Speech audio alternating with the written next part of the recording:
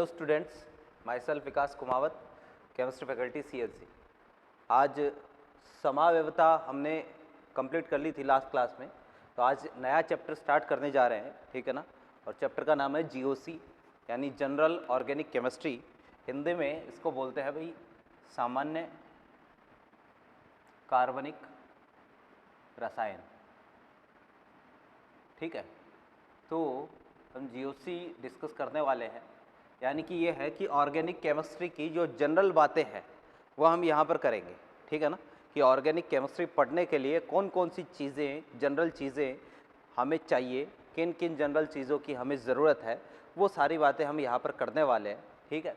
यानी कि ये अगर अपन को GOC ऑर्गेनिक केमिस्ट्री का वो पार्ट है, ठीक है, कि अगर आपने GOC ठीक से नहीं पढ़ी है ना, तो आगे हम ऑर्गेनिक केमिस्ट्री को नहीं समझ पाएंगे। इसमें बहुत सारी चीज़ें ऐसी है जिनके बिना GOC की बात कर पाना, जिनके बिना ऑर्गेनिक केमिस्ट्री को समझना जो है वो आसान नहीं होगा। तो बहुत सारी चीज़ें इसमें अपन पढ़ेंगे, और यूँ कहो कि केमिस्ट्री में, GOC में या ऑर्गेनिक केमिस्ट्री में जो सबसे इम्पोर्टेंट पोर्शन होता है वो GOC ही होता है, ठीक है। तो इसमें हम क्या क्या पढ़ने वाले हैं पहले मैं आपको ये बता देता हूँ। जो GOC है इसमें हम बात करेंगे सबसे पहले बंध विखंडन की, बॉन्ड क्लीवेज की। अभी क्या होता है बात करेंगे बॉन्ड क्लीवेज, बंध विखंडन इसको हिंदी में बोलते हैं, बंध विखंडन, ठीक है। बॉन्ड क्लीवेज सबसे पहले हम डिस्कस करेंगे GOC में। दूसरा पॉइंट जो इसमें रहेगा वो अपना रहेगा वह नेचर ऑफ रिएजेंट, ठीक है, अभिक्रमक की प्रकृति। सारे एक एक करके हम डिस्कस करेंगे भाई, अभिक्रमक की प्रकृति, ठीक है। ये हम सेकंड पॉइंट पर बात करेंगे। पहला बॉन्ड क्लीवेज पढ़ना, दूसरा नेचर ऑफ रिएजेंट हमें पढ़ना है। तीसरा जो पॉइंट है अपने पास वो इसमें रहेगा इलेक्ट्रॉनिक इफेक्ट, इलेक्ट्रॉनिक प्रभाव, इलेक्ट्रॉनिक इफेक्ट, ये तीसरा पॉइंट रहेगा। चौथा पॉइंट जो रहेगा वो रहेगा भाई एप्लीकेशंस ऑफ इलेक्ट्रॉनिक इफेक्ट, कि भाई ये इलेक्ट्रॉनिक इफेक्ट क्या काम में आता है, ठीक है। फिर अगला जो अपने पास रहेगा वो रहेगा भाई रिएक्शन इंटरमीडिएट, ठीक है, अभिक्रिया मध्यवर्ती,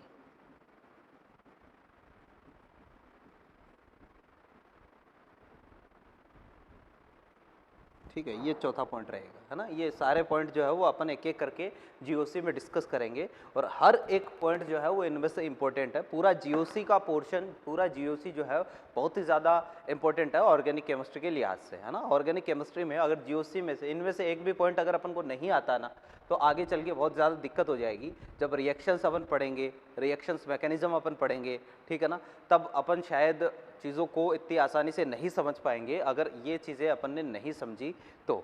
इसके अलावा अगर GOC अपन को आती है तो बहुत सारी रिएक्शंस ऐसी होंगी जिनको याद करने की ज़रूरत हमें नहीं पड़ेगी, हम केवल फंडामेंटल्स अप्लाई करके रिएक्शन को सॉल्व कर पाएंगे, ठीक है ना। तो ये बहुत ही इंपॉर्टेंट टॉपिक है ऑर्गेनिक केमिस्ट्री का। आज फर्स्ट लेक्चर हम देखने जा रहे हैं। तो बॉन्ड क्लीवेज से अपनी बात स्टार्ट करते हैं, बंध विखंडन से मैं अपनी बात स्टार्ट करूँगा। तो ध्यान से देखें कि बंध विखंडन क्या होता है। बंध विखंडन, ठीक है, बॉन्ड क्लीवेज, ठीक है। देखिए जरा क्या होता है, नाम से पता चल रहा है बंध विखंडन का मतलब बंध का टूटना, ठीक है। अब बंध जो है वो टूटता कैसे है, इससे पहले समझो कि एक बॉन्ड कैसे बनता है।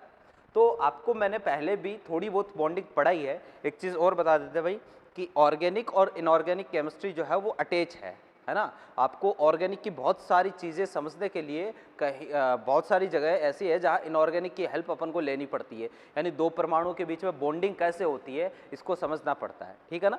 तो जहाँ जहाँ पर ये चीज़ काम में आएगी वहाँ वहाँ साथ साथ मैं आपको बताया जाऊँगा। दो परमाणु है मेरे पास A और B, ठीक है। तो अब बॉन्ड बनता कैसे है, मान लो इनके बीच में सिंगल बॉन्ड है, तो सिंगल बॉन्ड होने का मतलब ये है भाई बंध जो है एक तो होता है सहसंयोजी बंध, एक होता है आयनिक बंध, ठीक है ना। तो आयनिक बंध का मतलब दो आयनों के बीच में जो बॉन्डिंग होती है उसको तो आयनिक बॉन्ड बोलते हैं। जैसे NaCl की बात करें तो NaCl में क्या है भाई, एक तो Na+ और एक क्या है Cl-। तो Na+ और Cl- के बीच में आकर्षण है तो क्या बनेगा अपने पास, NaCl बनेगा। ऐसे ही एक होता है सहसंयोजी बंध। तो सहसंयोजी बंध जो होता है ना, सहसंयोजी बंध ये कैसे बनता है, तो सहसंयोजी बंध बनता है भाई इलेक्ट्रॉनों की शेयरिंग से, इलेक्ट्रॉनों के साझे से बनता है, साझे से बनता है। यानी दो परमाणुओं के बीच में जब इलेक्ट्रॉनों का साझा होता है तो सहसंयोजी बंध बनता है ना। और एक बॉन्ड जो होता है, एक सिंगल बॉन्ड जो होता है, उसमें एक इलेक्ट्रॉन तो इधर वाले परमाणु का होता है, एक इलेक्ट्रॉन इधर वाले। एक बॉन्ड में, एक सिंगल बॉन्ड में, एक बॉन्ड में कितने इलेक्ट्रॉन होते हैं, दो। एक इलेक्ट्रॉन इधर वाले परमाणु का, एक इलेक्ट्रॉन इधर वाले परमाणु का होता है। तो जैसे यहां पर तो ये तो आयनिक बंध हो गया है ना, आयनों के बीच में जो बना। सहसंयोजी बंध का मतलब, सहसंयोजी बंध का मतलब है कि इन्होंने क्या किया है, बंध में एक एक इलेक्ट्रॉन लगाकर, एक इलेक्ट्रॉन ए ने लगाया, एक इलेक्ट्रॉन बी ने लगाया, तो दोनों ने बंध में एक एक इलेक्ट्रॉनों की क्या करी, शेयरिंग करी, पार्टनरशिप करी, फिर जाके कहीं पर बॉन्ड का फॉर्मेशन हुआ है, फिर जाके कहीं पर बंध का निर्माण हुआ है। ठीक है, तो इसको हम क्या बोलते हैं, सहसंयोजी बंध बोलते हैं, जहां पर इलेक्ट्रॉनों का साझा होता है। तो एक सिंगल बॉन्ड जो होता है इसमें दो इलेक्ट्रॉन होते हैं। ऐसे ही अगर बात करें भाई डबल बॉन्ड की, मान लो ए और बी के बीच में डबल बॉन्ड है, या ए और बी के बीच में ट्रिपल बॉन्ड है, तो डबल बॉन्ड जो होता है, तो डबल बॉन्ड में कितने इलेक्ट्रॉनों की शेयरिंग होती है भाई, डबल बॉन्ड में टोटल 4 इलेक्ट्रॉनों की शेयरिंग होती है। 2 इलेक्ट्रॉन जो है वो ए के हो गए और 2 इलेक्ट्रॉन बी के हो गए। ऐसे ट्रिपल बॉन्ड में टोटल जो है वो 6 इलेक्ट्रॉनों की शेयरिंग होती है। इनमें से 3 इलेक्ट्रॉन ए के होते हैं और 3 इलेक्ट्रॉन किसके होते हैं, बी के होते हैं। ठीक है ना, तो ये सारे के सारे बॉन्ड, चाहे सिंगल बॉन्ड, चाहे डबल बॉन्ड, चाहे ट्रिपल बॉन्ड, सारे के सारे बॉन्ड जो है वो कौन से होते हैं, सहसंयोजी बंध के ही पोर्शन है। तो जहां पर भी सहसंयोजी बंध लिखा हुआ देख लो, वहां समझ जाना, या जहां पर भी मैं सहसंयोजी बंध बोलूं समझ जाना कि ये वाला बॉन्ड जो है वो किससे बना है, इलेक्ट्रॉनों की शेयरिंग से बना है। ठीक है ना, दो परमाणु के बीच में इलेक्ट्रॉनों की शेयरिंग हुई है, उससे ये बॉन्ड बना है। ठीक, अब देखिए ध्यान से कि ये तो हो गया सहसंयोजी बंध। तो बंध बना कैसे, इलेक्ट्रॉनों की शेयरिंग से। अब दूसरा अपने पास है भाई कि अपन पढ़ रहे हैं बंध विखंडन। तो बंध विखंडन का मतलब बॉन्ड टूटता कैसे है, इस चीज को हमें समझना है कि बॉन्ड कैसे टूटेगा। ठीक है, तो भाई बॉन्ड तोड़ना है। अब हमें बंध विखंडन में बंध के टूटने की बात हम करेंगे, तो बेसिकली सिंगल बॉन्ड की बात हमें करनी है कि एक सिंगल बॉन्ड जो है वो कैसे टूटता है। ठीक है, या कोई भी बॉन्ड कैसे कैसे टूट सकता है, ये चीज हमें समझनी है। तो ध्यान से देखें, बंध विखंडन दो तरीके से हो सकता है। एक तो होता है भाई समांश विखंडन। क्या होता है, समांश विखंडन। ठीक है, इसको हम हिंदी में बोलते हैं भाई होमोलाइटिक क्लीवेज, मतलब इंग्लिश में बोलते हैं होमोलाइटिक क्लीवेज, या इसको एक और नाम से बोला जाता है, इसको होमोलाइसिस भी बोला जाता है, इसको होमोलाइसिस भी हम बोल सकते हैं। तो समांश विखंडन या होमोलाइटिक क्लीवेज या होमोलाइसिस, क्लियर है क्या होता है, ध्यान से समझना। समांश विखंडन इसका मतलब होता है जैसे ए और बी है, ठीक है, ए और बी है।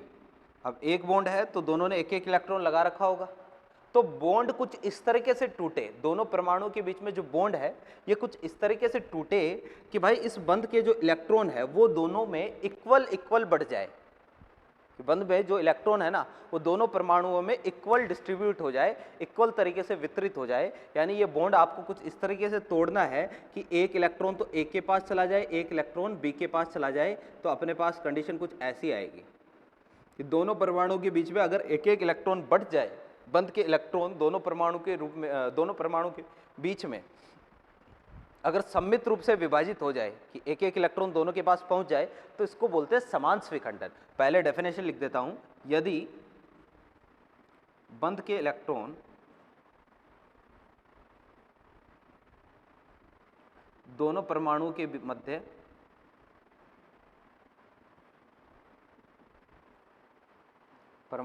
मध्य सममित रूप से विभाजित हो जाए, वितरित हो जाए, है ना, वितरित हो जाए, तो इसे समांश विखंडन कहेंगे। ठीक है, तो इस केस में इसको क्या बोलेंगे भाई, समांश विखंडन कहेंगे कि दोनों परमाणुओं में एक एक इलेक्ट्रॉन जो है वो मिल गया हो, दोनों को एक एक इलेक्ट्रॉन मिल जाए, तो इसको समांश विखंडन कहेंगे। अब समांश विखंडन से क्या होगा, तो ध्यान से देखना कि इस पर केवल एक इलेक्ट्रॉन है, इस पर भी केवल एक इलेक्ट्रॉन। अगर एक परमाणु पर 2 इलेक्ट्रॉन होना, जैसे भाई यहाँ ये समूह है अपने पास RNH2 ग्रुप है ना, तो यहाँ इस पर जो है वो 2 इलेक्ट्रॉन मैंने लगा रखे हैं। तो 2 इलेक्ट्रॉन जो होते हैं इनको तो बोलते हैं भाई लोन पेयर। क्या बोलते हैं? Lone pair. अब लोन पेयर एक तो होता है लोन पेयर, एक होता है बॉन्ड पेयर। तो लोन पेयर क्या होते हैं? तो लोन पेयर भाई ऐसे इलेक्ट्रॉन जो बंध बनाने में भाग नहीं लेते उनको लोन पेयर बोलते हैं, है ना। हिंदी में इसको बोलते हैं भाई एकांकी इलेक्ट्रॉन युग्म। तो इलेक्ट्रॉन युग्म का मतलब कितने इलेक्ट्रॉन आ गए? 2, है ना। तो इसमें लोन पेयर में, एक लोन पेयर में कितने इलेक्ट्रॉन आएंगे? 2 इलेक्ट्रॉन आएंगे। तो इसमें जो है वो 2 इलेक्ट्रॉन है लोन पेयर में, ठीक है। और अगर कहीं पर किसी परमाणु पर केवल एक इलेक्ट्रॉन ऐसे लगा हुआ हो, इसको बोलते हैं भाई अपन मुक्त मूलक। क्या बोलते हैं? मुक्त मूलक। तो ये मुक्त मूलक है दोनों। इसको ए फ्री रेडिकल, इंग्लिश में इसको फ्री रेडिकल बोलते हैं भाई, फ्री रेडिकल, है ना। ये ए फ्री रेडिकल और ये बी फ्री रेडिकल है, ठीक है ना। तो इससे क्या होगा कि जब समान विखंडन होगा तो मुक्त मूलकों का निर्माण होगा। किसका निर्माण होगा भाई? मुक्त मूलकों का निर्माण होगा। अभी अपन देखेंगे इसको, मुक्त मूलकों का निर्माण होगा। तो एक तो हो गया भाई समान विखंडन, ठीक है। एक और होता है जिसको हम बोलते हैं विषमांश विखंडन। तो अब ये क्या होता है इसको भी देख लेते हैं, ध्यान से देखना। बॉन्ड क्लीवेज अपन पढ़ रहे हैं, तो एक तो समांश विखंडन हो गया, दूसरा अपने पास बंध टूटने का जो मेथड है उसको हम बोलते हैं भाई विषमांश विखंडन। विषमांश विखंडन, ठीक है। इसको इंग्लिश में बोलते हैं हेट्रोलाइटिक क्लीवेज, ठीक है। या इसको इंग्लिश में हेट्रोलाइसिस भी बोलते हैं। कोई भी वर्ड काम में ले सकते हैं। मैं आपको सजेस्ट करूंगा कि भाई इंग्लिश वर्ड भी आप ध्यान में रखें, है ना। इंग्लिश वर्ड ध्यान में रखोगे तो आगे चल के बहुत ज़्यादा फायदा होगा आपके। तो समांश विखंडन, दूसरा है विषमांश विखंडन। यहाँ क्या होगा कि भाई मान लो ए और बी है, ठीक है। अब क्योंकि भाई इस बॉन्ड में 2 इलेक्ट्रॉन है, ठीक है, इस बॉन्ड में 2 इलेक्ट्रॉन है, तो नाम से पता चल रहा है विषमांश विखंडन। यानी इस बार क्या होगा कि बंध के इलेक्ट्रॉनों का वितरण सम्मित रूप से नहीं होगा। यानी यहाँ पर तो क्या था भाई, सम्मित रूप से वितरित हो रहे थे कि इलेक्ट्रॉन जो है वो दोनों के पास बराबर पहुंच रहे थे, कि एक इलेक्ट्रॉन जो है वो बी लेके चला जाए, एक इलेक्ट्रॉन एक ए लेके चला जाए। तो इस केस में तो सम्मित वितरण हो रहा था। यहाँ क्या होगा, दोनों के बीच में सम्मित वितरण नहीं होगा। बंध के इलेक्ट्रॉन कोई एक परमाणु लेके चला जाएगा, कोई एक परमाणु बंध के इलेक्ट्रॉन लेके चला जाएगा। जैसे मान लो यहाँ पर बंध कुछ इस तरीके से टूटे कि दोनों के दोनों इलेक्ट्रॉन जो है वो बी लेके चला जाए। तो अगर दोनों इलेक्ट्रॉन बी लेके चला जाएगा तो एक तो बनेगा ए प्लस, दूसरा बनेगा बी माइनस। बी पर चार्ज कैसा आएगा? नेगेटिव। क्यों? क्योंकि भाई इनमें से एक इलेक्ट्रॉन तो किसका है? बी का है। एक इलेक्ट्रॉन किसका है? ए का। तो ए का जो इलेक्ट्रॉन है ना वो बी लेके जा रहा है, बी ने एक एक्स्ट्रा इलेक्ट्रॉन ग्रहण कर लिया है। जब भी कोई परमाणु इलेक्ट्रॉन ग्रहण करता है तो इस पर आवेश कैसा आता है? नेगेटिव। और जब भी कोई परमाणु इलेक्ट्रॉन लूज करता है तो इस पर चार्ज कैसा आता है? पॉजिटिव। तो ए पर चार्ज कैसा आएगा? पॉजिटिव। बी पर चार्ज कैसा आएगा? नेगेटिव। समझ गए बात को? तो भाई ये है अपने पास कंडीशन, ए पर पॉजिटिव आ गया, बी पर नेगेटिव आ गया। तो अगर बंध के इलेक्ट्रॉन कोई एक परमाणु लेके चला जाए, है ना, मैं यहां पर लिख देता हूं, यदि बंध के इलेक्ट्रॉन किसी एक परमाणु पर स्थानांतरित हो जाए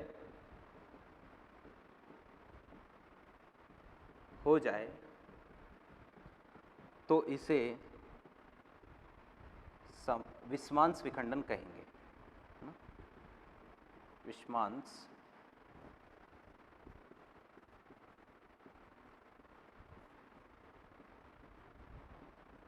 ठीक है। तो इसे विषमांश विखंडन कहेंगे कि अगर बंध के इलेक्ट्रॉन किसी एक ही परमाणु पर अगर शिफ्ट हो गए तो इसको क्या बोलेंगे भाई? अपन विषमांश विखंडन बोलेंगे। जैसे कि इसमें बंध के दोनों इलेक्ट्रॉन कहाँ शिफ्ट हो गए? बी पर शिफ्ट हो गए। तो जब विषमांश विखंडन हुआ तो क्या बना भाई? पॉजिटिव चार्ज वाले को क्या बोलेंगे? धनायन। नेगेटिव चार्ज वाले को क्या बोलेंगे? ऋणायन। तो इससे किसका निर्माण होगा भाई? इससे धनायन और ऋणायन का निर्माण होगा, है ना। यहां धनायन एवं ऋणायन का निर्माण होगा।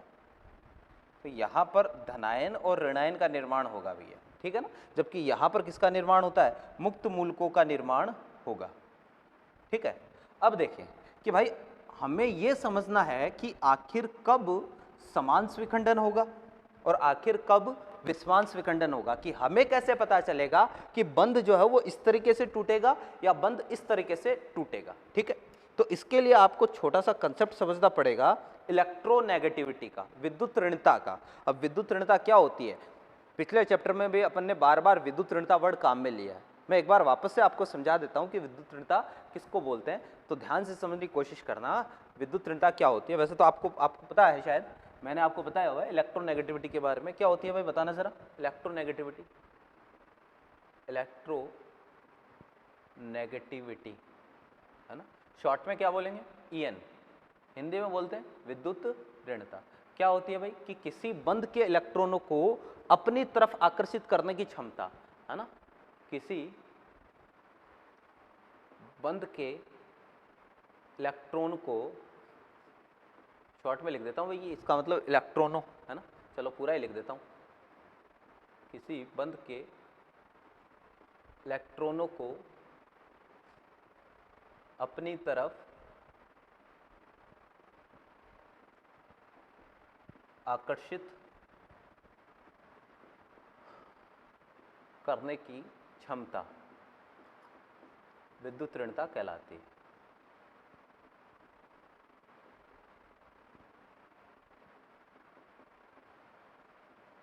ठीक है, ये पॉइंट ध्यान में रखें। क्या लिखा है कि भाई किसी बंध के इलेक्ट्रॉनों को अपनी तरफ आकर्षित करने की क्षमता विद्युत ऋणता कहलाती है।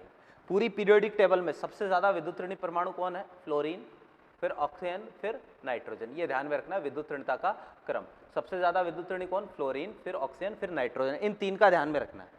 और बाकी सबकी विद्युत ऋणता क्या होगी, इससे कमी होगी, है ना, कि जैसे कोई भी बॉन्ड है, मान लो एक्स और वाई के बीच में बॉन्ड है, तो अब मैंने कहा कि एक बॉन्ड में दो इलेक्ट्रॉन होंगे, एक इलेक्ट्रॉन एक्स का होगा, एक इलेक्ट्रॉन किसका होगा, वाई का होगा, ठीक है। अब दोनों ने इक्वल पार्टनरशिप करके इक्वल इलेक्ट्रॉन लगा के बॉन्ड बनाया, एक्स ने एक इलेक्ट्रॉन लगाया, वाई ने एक इलेक्ट्रॉन लगाया, दोनों ने इक्वली इलेक्ट्रॉन लगा के बाद में बंध का निर्माण किया था।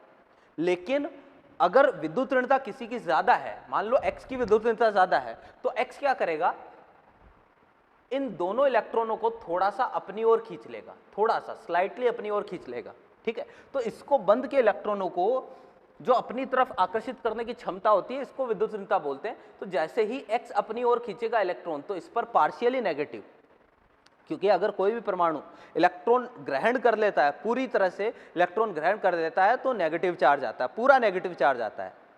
और अगर कोई भी परमाणु पूरी तरह से इलेक्ट्रॉन लूज कर देता है, इलेक्ट्रॉन त्याग देता है, तो पॉजिटिव चार्ज आता है, पूरा पॉजिटिव आता है। तो यहां क्या होता है कि भाई ऐसा तो है नहीं कि एक्स अगर इलेक्ट्रॉन खींच रहा है ना, तो वाई जो है वो इलेक्ट्रॉन इसको दे देगा, ऐसा नहीं होगा। आप खुद सोचना कि मान लो दो लोग हैं, ए और बी, दो लोग हैं, ठीक है, इसने 50 रुपए इसने लगाए, 50 रुपए इसने लगाए। अब दोनों ने 50-50 रुपए लगा के एक कोई बिजनेस चालू किया, है ना। अब दिमाग मत लगा ना कि सर 50 रुपए में कौन सा बिजनेस होता है, ठीक है। तो दोनों ने 50-50 रुपए लगा के बिजनेस चालू किया। अब बिजनेस चल गया भाई, अच्छा खासा बिजनेस चल गया, और 100 रुपए जो है वो इन्होंने टोटल लगाए, और मान लो बिजनेस में जो है वो 200 रुपए जो है इसका प्रॉफिट हुआ। अब 200 रुपए का प्रॉफिट हुआ तो होना क्या चाहिए, क्योंकि आधा आधा 50-50 किया है, तो 200 रुपए में से 100 रुपए ए को मिलने चाहिए, 100 रुपए बी को मिलने चाहिए। लेकिन मान लो ए जो है वो इसके मन में खोट है, ए पापी आदमी है ना, तो ए जो है ये क्या चाहेगा कि बी का पैसा भी मैं ले लूं, अपना पैसा तो मैं रखूं अपने पास, बी का पैसा भी रख लूं, है ना। तो बी से पैसा छीनने की कोशिश करेगा। तो क्या बी जो है वो चुपचाप देखता थोड़ी ना रहेगा कि भाई तू छीन रहा है, ले जा, ऐसा थोड़ी ना होता है। तो बी जो है वो क्या करेगा, बी जो है वो छीनने नहीं देगा, बी अपनी पूरी कोशिश करेगा, ए अपनी पूरी कोशिश करेगा। तो बिल्कुल ऐसा ही है कि दोनों ने एक एक इलेक्ट्रॉन लगा के पार्टनरशिप स्टार्ट की, दोनों ने बॉन्ड बनाया, एक्स थोड़ा सा अपनी तरफ खींचेगा, वाई इसको क्या करेगा, रोकने की कोशिश करेगा। तो ऐसा नहीं होगा कभी भी कि एक्स बंध के इलेक्ट्रॉनों को, दोनों इलेक्ट्रॉनों को अपनी तरफ लेके चला जाए, ठीक है। तो ये जो है इस पर चार्ज कैसा आएगा, क्योंकि थोड़े से इलेक्ट्रॉन एक्स की तरफ जाएंगे और यहां पर जो है वो वाई से इलेक्ट्रॉन दूर चले गए, तो वाई पर चार्ज आएगा पार्शियली पॉजिटिव, एक्स पर चार्ज आएगा कैसा, पार्शियली नेगेटिव। ये चीज ध्यान में रखनी है कि भाई विद्युत ऋणताओं के अंतर के कारण स्लाइटली नेगेटिव और स्लाइटली चार्ज कैसा आया, पॉजिटिव चार्ज आया, ठीक है। अब क्या होगा, ध्यान से देखना कि समान स्विखंडन आपको करवाना है ना, कि समान स्विखंडन करवाना है, तो भाई इसकी कंडीशन है कि यहां डेल्टा En दोनों परमाणुओं के मध्य, दोनों परमाणुओं के बीच, ठीक है, कि दोनों परमाणुओं के बीच विद्युत ऋणताओं का अंतर, विद्युत ऋणताओं का अंतर न्यूनतम होना चाहिए, न्यूनतम, और शून्य हो तो चलेगा, बहुत अच्छा होगा, न्यूनतम होना चाहिए। भाई अगर दोनों परमाणु के बीच में विद्युत ऋणताओं का अंतर कम है, यानी दोनों की विद्युत ऋणताएं ऑलमोस्ट बराबर है, उस केस में चांसेस होंगे समान स्विखंडन होने की। आप खुद सोचना कि अगर मान लो दोनों जो है वो ईमानदार है, ए और बी दोनों ईमानदार है ना, तो क्या होगा, दोनों चुपचाप जो है वो 100 रुपए डिवाइड कर लेंगे, कोई घपला नहीं है, कोई घपलेबाजी नहीं है, कोई चीटिंग नहीं है, दोनों 100 रुपए जो है क्या कर लिए, डिवाइड कर लिए, ठीक है। तो ऐसे ही अगर दोनों बराबर है ना, दोनों बराबर है तो दोनों 100 रुपए डिवाइड कर लेंगे, कोई चीटिंग नहीं होगी। बिल्कुल ऐसे ही अगर ए और बी की विद्युत ऋणताएं बराबर है, यहां पर मैं क्या बोलूंगा कि electronegativity of A nearly equal to electronegativity of B. थोड़ा बहुत अंतर चलता है, उससे कोई फर्क नहीं पड़ेगा, लेकिन अगर एग्जैक्टली इक्वल है तो वहां ध्यान रखना कि अगर ए और बी दोनों परमाणु समान है, दोनों की विद्युत ऋणताएं समान है, तो वहां होमोलाइटिक क्लीवेज यानी समान विखंडन होने के चांसेस ज्यादा होंगे। क्लियर है बात? तो यहां भाई दोनों अगर होमोलाइटिक क्लीवेज करवाना, दोनों की विद्युत ऋणताएं क्या होनी चाहिए, बराबर होनी चाहिए। जबकि हेट्रोलाइटिक क्लीवेज में देखना, हेट्रोलाइटिक क्लीवेज में बंध के इलेक्ट्रॉन, कोई एक इलेक्ट्रॉन लेके, कोई एक परमाणु जो है वो बंध के इलेक्ट्रॉन लेके फरार हो रहा है, ठीक है ना। तो अब इसकी कंडीशन क्या है, तो भाई यहां मैं बोलूंगा, यहां दोनों परमाणुओं की विद्युत ऋणताओं में अंतर होना चाहिए, अंतर होना चाहिए, कि दोनों परमाणुओं की विद्युत ऋणताओं में जितना ज्यादा अंतर होगा ना, हम बोलेंगे उतनी ही आसानी से विस्मांस विखंडन होगा। और होगा क्या कि भाई देखो जरा, जो ताकतवर है ना, इस बार क्या होगा, अंतर है तो एक की विद्युत ऋणता कम, एक की विद्युत ऋणता ज्यादा होगी, तो जिसकी विद्युत ऋणता ज्यादा होगी वो बंध के इलेक्ट्रॉन लेके भाग जाएगा। यहां पर जो है वो अगर बी पर नेगेटिव चार्ज आ रहा है तो मैं बोलूंगा कि electronegativity of B is greater than electronegativity of A, कि यहां पर बी की विद्युत ऋणता जो है वो ए की विद्युत ऋणता से क्या है, ज्यादा है। तो बी की विद्युत ऋणता ज्यादा है तो बंध के दोनों इलेक्ट्रॉन कौन, जो कपटी होगा, जिसके मन में खोट होगा, वो लेके चला जाएगा। तो बी जो है ना वो इलेक्ट्रॉन लेके जा रहा है, तो बी पर नेगेटिव और ए पर कैसा आएगा, पॉजिटिव चार्ज आएगा, ठीक है। तो भाई ये भी हमने सीख लिया कि कब होमोलाइटिक क्लीवेज हो सकता है और कब हेट्रोलाइटिक क्लीवेज हो सकता है। होमोलाइटिक क्लीवेज की कंडीशन क्या है कि विद्युत ऋणताओं का अंतर क्या होना चाहिए, कम से कम होना चाहिए। जितना कम विद्युत ऋणताओं में अंतर होगा वहां होमोलाइटिक क्लीवेज होने के चांसेस उतने ही ज्यादा होंगे, ठीक। फिर हेट्रोलाइटिक क्लीवेज की कंडीशन क्या है, तो जितना ज्यादा विद्युत ऋणताओं में अंतर होगा उतना ही चांसेस होगा हेट्रोलाइटिक क्लीवेज होने के। फिर देखना, दो परमाणुओं के बीच में बॉन्ड बना हुआ है, ये पॉइंट ध्यान में रखना, बॉन्ड कभी भी अपने आप नहीं टूटता है, बॉन्ड अपने आप नहीं टूटेगा, बॉन्ड को तोड़ने के लिए आपको उसको ऊर्जा देनी पड़ेगी तो ही बॉन्ड टूटेगा, ठीक है। कभी भी दो परमाणु के बीच में बॉन्डिंग है ना, तो वो बॉन्डिंग अपने आप टूटेगी नहीं, अपने आप नहीं टूटेगी, उसको कहीं ना कहीं से एनर्जी मिलेगी। वो एनर्जी कैसे भी मिल सकती है, कहीं ना कहीं से उसको एनर्जी मिलेगी तो बॉन्ड टूटेगा। तो अब होता क्या है कि होमोलाइटिक करवाने के लिए, क्लीवेज करवाने के लिए ये देखा गया है कि सूर्य का प्रकाश या उच्च ताप फेवरेबल कंडीशन है, यानी अनुकूल परिस्थितियां हैं, अनुकूल परिस्थितियां हैं, ठीक है, कि भाई सूर्य का प्रकाश या फिर दूसरा क्या है समान विखंडन के लिए, या तो सूर्य का प्रकाश या उच्च ताप। अब एरो पर क्या लिखा हुआ मिलेगा, तो एरो पर या तो आपको एच न्यू लिखा हुआ मिलेगा। जब भी एरो पर एच न्यू लिखा हुआ मिल जाए तो समझ जाना ये सूर्य के प्रकाश को प्रदर्शित कर रहा है, सूर्य के प्रकाश को इंडिकेट कर रहा है, या ये फोटोन को इंडिकेट कर रहा है। सूर्य का प्रकाश, फोटोन, याद करो परमाणु संरचना, फोटोन की एनर्जी एच न्यू। तो जब भी एच न्यू लिखा हुआ मिल जाए तो वो सूर्य के प्रकाश या फोटोन को इंडिकेट करता है। फिर यहाँ पर आपको डेल्टा लिखा हुआ मिलेगा, तो डेल्टा का मतलब होगा भाई उच्च ताप, ताप टेम्परेचर। डेल्टा का मतलब केमिस्ट्री में होता है गर्म करना। आप इसको या तो गर्म कर दो या फिर इसको क्या कर दो भाई, सूर्य के प्रकाश में इसको रख दो तो होमोलाइटिक क्लीवेज हो सकता है। ये इसके लिए अनुकूल परिस्थितियाँ है ना। और ये हो गया। इसके बाद एक पॉइंट और इसमें ध्यान में रखना है कि भाई होमोलाइटिक क्लीवेज की और क्या कंडीशन है।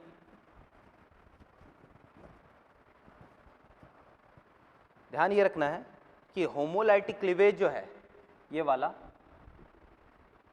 यह है केवल गैसीय अवस्था में ही होता है, गैसीय अवस्था में ही होता है, कि भाई गैसीय स्टेट में ही होगा।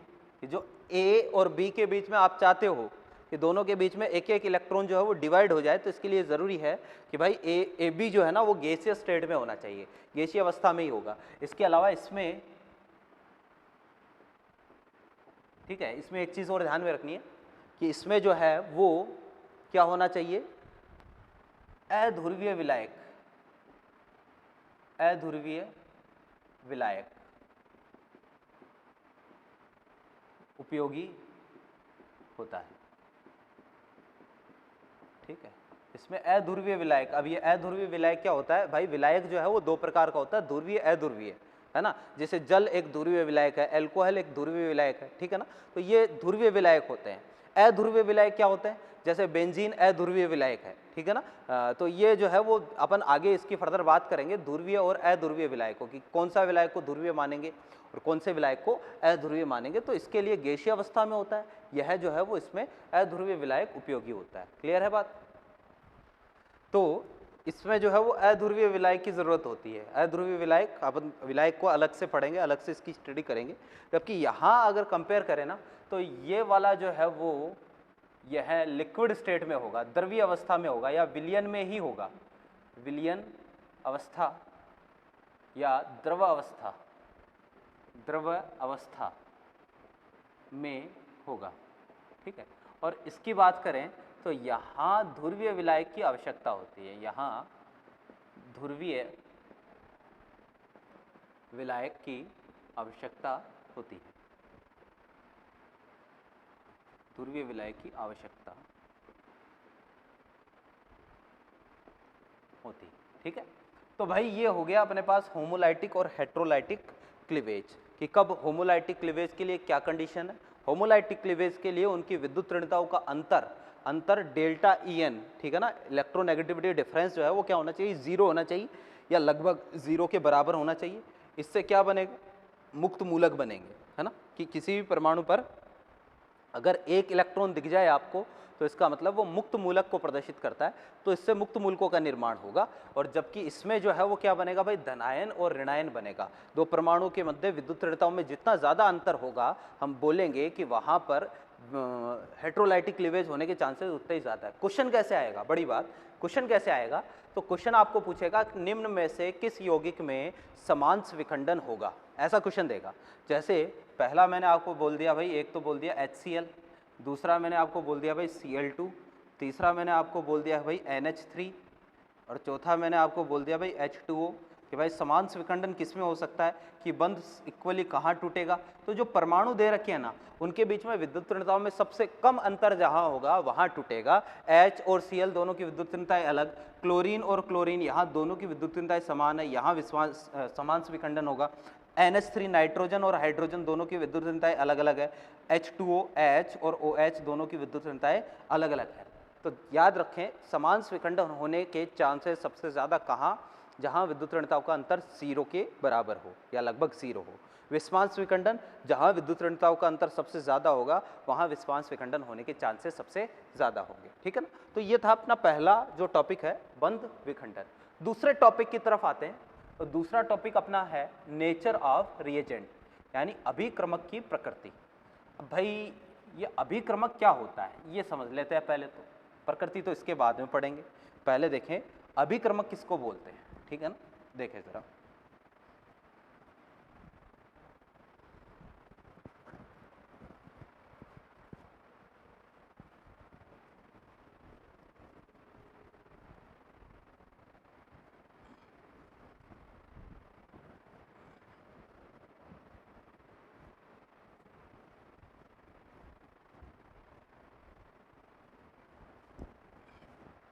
देखें नेक्स्ट, अभिक्रमक की प्रकृति।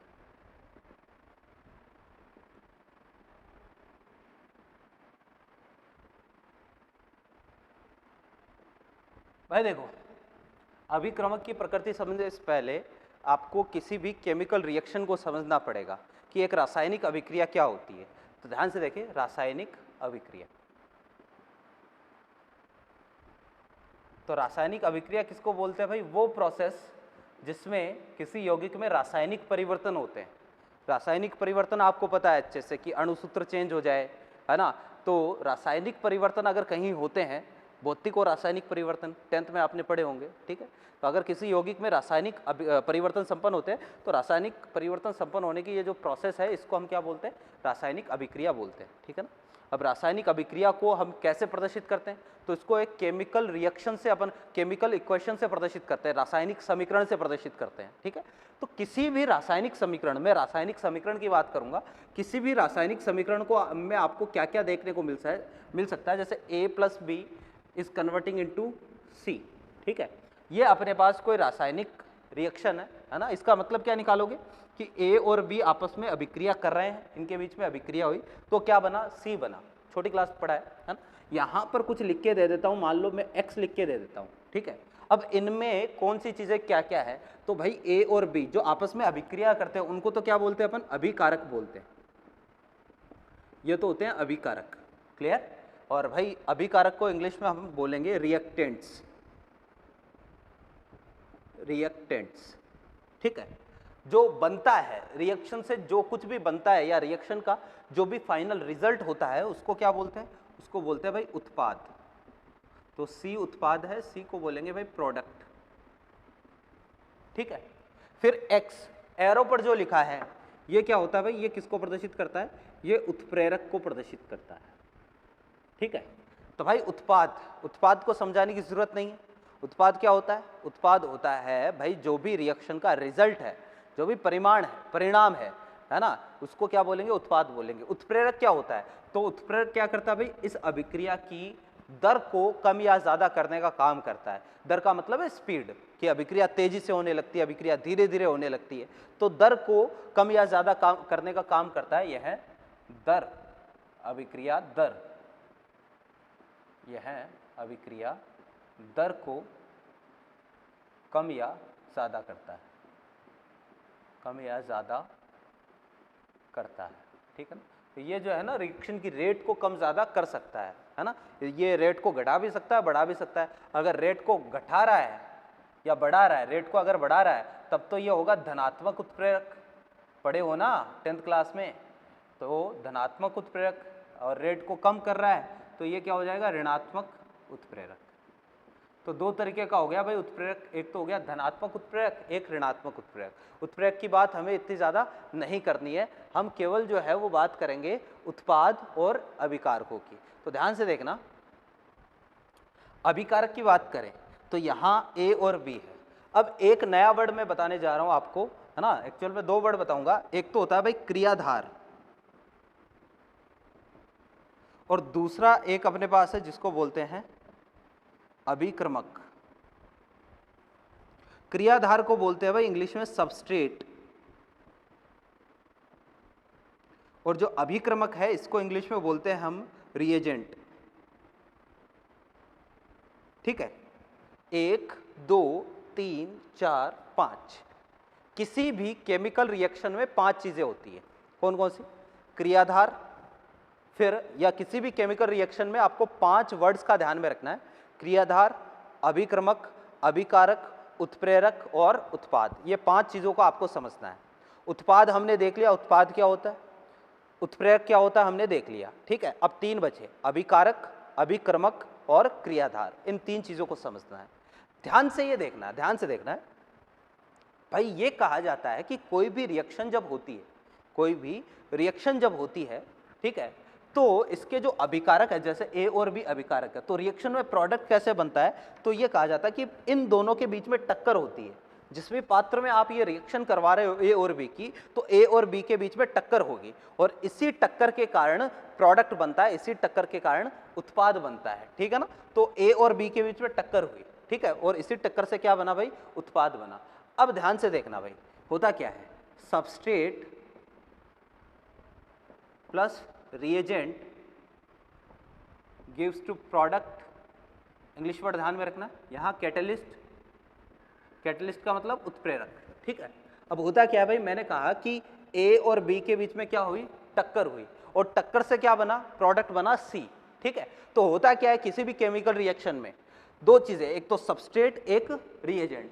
तो जो रिएजेंट है ये सबस्ट्रेट के पास आता है इससे भिड़ने के लिए, इससे टक्कर करने के लिए। तो ध्यान ये रखना है कि सबस्ट्रेट क्या होता है, सबस्ट्रेट तो वो पदार्थ होता है जिस पर आक्रमण होता है। इसको टेक्निकल टर्म में, जब बी ए के पास आएगा इससे टकराने, है ना, तो इसको टेक्निकल टर्म में बोलेंगे आक्रमण करना, अटैक करना। तो बी जो है वो ए पर क्या करेगा, आक्रमण करेगा, इससे टकराने, यानी ए है तो बी आएगा ए के पास इससे टकराने, और जब बी ए से टकराएगा, दोनों में टक्कर होगी, अबे तू कहां जा रहा है, दोनों में टक्कर होगी तो जाके क्या बनेगा, प्रोडक्ट बनेगा, ठीक है। तो ध्यान से देखना कि बी ए के पास है, इससे टक्कर कर दें तो ए जो है, ए जो है इसके पास कौन आ रहा है, बी। तो ए वो प्रजाति है, सबस्ट्रेट या क्रियाधार वो प्रजातियां होती है, वे प्रजातियां जिन पर आक्रमण होता है, जिन पर आक्रमण होता है, ठीक है। जिस पर आक्रमण होता है उसको तो क्रियाधार बोलते हैं, और जो आक्रमण करता है, ए पर कौन आक्रमण कर रहा है, बी, तो जो आक्रमण करता है उसको अभिक्रमक बोलते हैं। ये होता है अभिक्रमक, है ना, ये होती है भाई आक्रमण करने वाली प्रजाति, आक्रमण करने वाली प्रजातियां।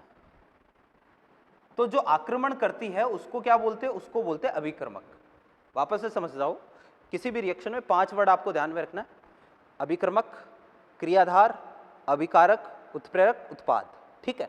तो इनमें से अभिक्रमक क्या होता है, अभिक्रमक होता है जो आक्रमण करता है, क्रियाधार क्या होता है, जिस पर आक्रमण होता है वो क्रियाधार, और भाई क्रियाकारक या अभिकारक किसको बोलते हैं, इसको क्रियाकारक भी बोल सकते हैं, है ना, क्रियाकारक, क्रियाकारक या अभिकारक किसको बोलते हैं, इन दोनों को मिलाकर, इन दोनों को अगर मैं मिला दूं तो इसको हम बोलेंगे क्या, अभिकारक, दोनों को मिलाकर, यानी अभिकारक इज इक्वल टू, आप बोल सकते हो अभिकारक,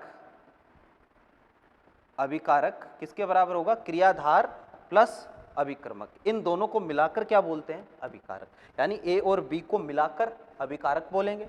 अकेला ए है तो इसको क्या मान लिया मैंने, क्रियाधार मान लिया, अकेला बी है तो इसको क्या मान लिया, इसको अभिक्रमक मान लिया। अब बी जो है वो ए पर क्या करेगा, आक्रमण करेगा, यानी बी जो है वो ए पर टकराने जाएगा, और इसी टक्कर के कारण क्या बनेगा भाई, प्रोडक्ट बनेगा। क्लियर है बात, तो देखना जरा, ये है अभिक्रमक। तो अभिक्रमक को हमने समझ लिया। अब बात आती है भाई अभिक्रमक की प्रकृति, ये अभिक्रमक कितने प्रकार का होता है, कैसे ये काम करता है। 2 प्रकार का अभिक्रमक हो सकता है, कौन कौन सा, मैं लिख देता हूं, ध्यान से देखें।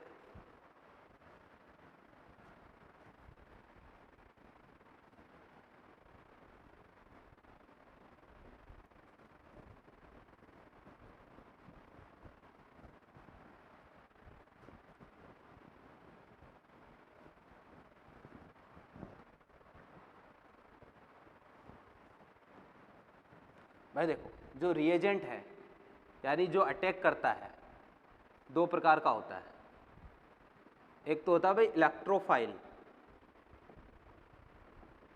ठीक है, और दूसरा होता है न्यूक्लियोफाइल, ठीक है। इलेक्ट्रोफाइल को हिंदी में बोलते हैं भाई इलेक्ट्रॉन स्नेही, इलेक्ट्रॉन स्नेही, ठीक है। और न्यूक्लियोफाइल को हिंदी में बोलते हैं नाभिक स्नेही, नाभिक स्नेही, ठीक है। इलेक्ट्रोफाइल को हम शॉर्ट में E+ से प्रदर्शित करेंगे, जहां पर E+ लिखा हुआ आ जाए समझ जाना वो किसको प्रदर्शित कर रहा है, इलेक्ट्रोफाइल को प्रदर्शित कर रहा है। न्यूक्लियोफाइल को शॉर्ट में हम Nu- से प्रदर्शित करेंगे। क्लियर है बात, तो देखना जरा, अब ये क्या होते हैं समझने की कोशिश करना। पहली बात, दोनों के दोनों जो है वो क्या है भाई, ये आक्रमणकारी प्रजातियां हैं, आक्रमणकारी प्रजातियां, ठीक है। यानी किसी पर आक्रमण करने जाएंगे, किसी से टकराने जाएंगे, ठीक है, और इनके टकराने से, किससे टकराएंगे, क्रियाधार से टकराने जाएंगे, और इनके टकराने से, आपस में टकराने से क्या बनेगा, उत्पाद बनेगा। तो इलेक्ट्रोफाइल क्या होता है, पहले इसको समझ लेते हैं। नाम से पता चल रहा है इलेक्ट्रॉन स्नेही। इलेक्ट्रोफाइल दो वर्ड है इसमें, एक तो इलेक्ट्रो, दूसरा फाइल। इलेक्ट्रो का मतलब इलेक्ट्रॉन से होता है, फाइल का मतलब होता है लविंग यानी स्नेह करने वाला। तो इसमें दो चीजें हैं, एक तो इलेक्ट्रॉन, एक स्नेही। एक तो है इलेक्ट्रॉन, एक है स्नेही। ऐसे ही नाभिक स्नेही, न्यूक्लियोफाइल। न्यूक्लियो जो वर्ड है ये लिया गया है न्यूक्लियस से, न्यूक्लियस। और फाइल, फाइल का मतलब होता है लविंग यानी नाभिक। न्यूक्लियस का मतलब नाभिक और फाइल का मतलब स्नेही। ठीक है, तो इलेक्ट्रॉन स्नेही का मतलब है इलेक्ट्रॉन से स्नेह करने वाला, और नाभिक स्नेही का मतलब नाभिक से स्नेह करने वाला। ठीक है, यानी इलेक्ट्रॉन स्नेही, इलेक्ट्रॉन से स्नेह रखने वाली जो प्रजातियां होती है उनको इलेक्ट्रॉन स्नेही बोलते हैं। इलेक्ट्रॉन से स्नेह कौन करेगा भाई? देखना, इलेक्ट्रॉन पर चार्ज कैसा? नेगेटिव। तो नेगेटिव चार्ज से कौन स्नेह करता है? पॉजिटिव। नेगेटिव और पॉजिटिव के बीच में क्या होता है? अट्रैक्शन होता है ना। तो अट्रैक्शन है तो स्नेह है एक तरीके से। और अगर रिपल्शन है तो रिपल्शन होगा तो दोनों दूर दूर जाएंगे, इसको स्नेह थोड़ी ना बोलेंगे, पास पास आएंगे, इसी को स्नेह बोलेंगे, है ना। तो इलेक्ट्रॉन स्नेही का मतलब है इलेक्ट्रॉन से स्नेह रखने वाला है, यानी जिस पर खुद पर चार्ज कैसा होगा भाई? जो इलेक्ट्रॉन से स्नेह रखता है तो खुद पर चार्ज कैसा होना चाहिए? इलेक्ट्रॉन पर नेगेटिव है तो खुद पर कैसा होना चाहिए? पॉजिटिव होना चाहिए, है ना। तो ये जो है ये या तो क्या होगी? पॉजिटिव चार्ज होगा। ये जो इलेक्ट्रॉन्स नहीं होते ये या तो धनावेशित होंगे, या फिर इलेक्ट्रॉन से स्नेह कौन रखेगा? जिसको खुद को इलेक्ट्रॉन की जरूरत होगी। मेरे को इलेक्ट्रॉन की जरूरत है, मेरे को इलेक्ट्रॉन चाहिए, तो इलेक्ट्रॉन के पास जाऊंगा, इलेक्ट्रॉन को ग्रहण करूंगा। तो जिसको इलेक्ट्रॉन की जरूरत होगी उसको इलेक्ट्रॉन स्नेही बोलेंगे। सीधी सी बात है भैया। क्या इलेक्ट्रॉन स्नेही क्या है? जिसको इलेक्ट्रॉन की जरूरत है, जो इलेक्ट्रॉन से स्नेह रखता है उसको इलेक्ट्रॉन स्नेही बोलेंगे। तभी तो मैंने इसको E+ से प्रदर्शित किया है, क्योंकि इस पर खुद पर चार्ज कैसा होगा? धनावेश होगा। नाभिक स्नेही की बात करते हैं तो नाभिक पर चार्ज कैसा होता है? नाभिक पर खुद पर चार्ज कैसा होता है? पॉजिटिव। याद करो, नाभिक में प्रोटॉन और न्यूट्रॉन होते हैं, प्रोटॉन पर धनावेश, न्यूट्रॉन पर कोई आवेश नहीं होता। तो नाभिक पर खुद पर चार्ज कैसा होता है? पॉजिटिव चार्ज होता है। ठीक है, तो पॉजिटिव चार्ज से स्नेह कौन करेगा? नेगेटिव वाला। तो इन पर खुद पर चार्ज कैसा होगा? नेगेटिव चार्ज होगा, क्योंकि पॉजिटिव चार्ज यानी नाभिक से स्नेह कौन करेगा? पॉजिटिव चार्ज से स्नेह कौन करेगा? जिस पर खुद पर नेगेटिव। नाभिक है, मेरे पर नेगेटिव है, तो मैं नाभिक से स्नेह करूंगा। तो ये हो गया भाई नाभिक स्नेही, मैं नाभिक स्नेही हो जाऊंगा इस केस में। तो इसलिए मैंने इसको Nu- से प्रदर्शित किया है, यानी इस पर खुद पर चार्ज कैसा होता है? नेगेटिव चार्ज होता है। ठीक है, या फिर दूसरा केस, नाभिक से स्नेह कौन करेगा? नेगेटिव चार्ज होगा, है ना। नाभिक पर चार्ज कैसा? पॉजिटिव।